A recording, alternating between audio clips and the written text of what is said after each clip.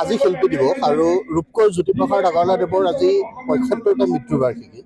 আজিৰ দিনটোত সদৌ অসম ছাত্ৰ সন্থাই প্ৰত্যেক বছৰৰ দৰে আজিও সদৌ বাক্সা জিলা ছাত্ৰ সন্থাৰ উদ্যোগত বাগানপাৰাবাসী ৰাইজৰ সহযোগত আৰু বাক্সা জিলাবাসীৰ আতিথ্যৰে এই বাগানপাৰাত কেন্দ্ৰীয় শিল্পী দিৱস অনুষ্ঠিত কৰিছোঁ। এই স্থানত উপস্থিত হৈ ৰূপকোঁৱৰ জ্যোতিপ্ৰসাদ আগৰৱালালৈ গভীৰ শ্ৰদ্ধাঞ্জলি নিবেদন কৰিছোঁ। এইসকল লোক অসমৰ প্ৰাতঃস্মৰণীয় ব্যক্তি আৰু চৰকাৰী উদ্যোগত তেওঁলোকৰ দিৱসসমূহ পালন কৰা উচিত।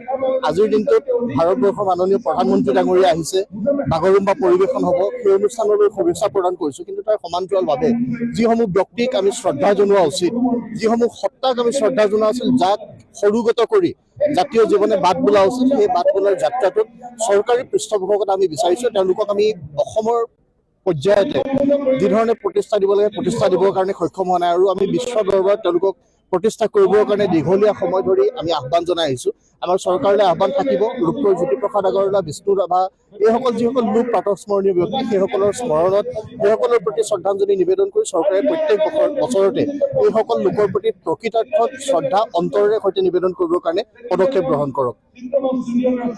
গানৰ শিল্পী জুবিন গাৰ্গ আমাৰ মাজৰ পৰা অকালতে হেৰাই গ'ল। ইতিমধ্যে SIT-য়ে চাৰ্জশ্বীট দাখিল কৰিছে আৰু অতি শেহতীয়াকৈ বিভিন্ন বিতৰ্ক আহি পৰিছে যে ছিংগাপুৰৰ কোৰ্টৰ শুনানিত ছিংগাপুৰৰ কোৰ্টত বিভিন্ন তথ্য ওলাইছে, অসমৰ বেলেগ বেলেগ তথ্য ওলাইছে। মাননীয় মুখ্যমন্ত্ৰী ডাঙৰীয়াই এটা মন্তব্য কৰিছিল যে তেওঁ মুখ্যমন্ত্ৰী হিচাপে কৈ আছো বুলি কৈছিল যে জুবিন গাৰ্গক হত্যা কৰা হৈছে। এতিয়া সেই হত্যাৰ বিচাৰটো আমাক লাগে। অসমৰ প্ৰত্যেকগৰাকী জনসাধাৰণে প্ৰতিগৰাকী দোষীৰ পৰা ওপৰত কঠোৰৰ পৰা কঠোৰতম শাস্তি হোৱাটো বিচাৰিছে। আমাৰো আহ্বান থাকিব, চৰকাৰে নিজৰ দায়িত্ব পালন কৰিব লাগিব। ন্যায়ালয়ৰ মজিয়াত থকা বিষয় বুলি চৰকাৰখনে গা এৰা দিলে নহ'ব। চৰকাৰখনে প্ৰকৃতপক্ষে জুবিন গাৰ্গৰ ন্যায়ৰ গোটেই বিষয়টোক অধিক শক্তিশালীৰ ওপৰত জুবিন গাৰ্গ ন্যায় দিবৰ কাৰণে ব্যৱস্থা কৰিবৰ কাৰণে কি পদক্ষেপ গ্ৰহণ কৰা আছে সেই পদক্ষেপ গ্ৰহণ কৰিবৰ কাৰণে চৰকাৰলৈ আমি দাবী উত্থাপন কৰিছোঁ।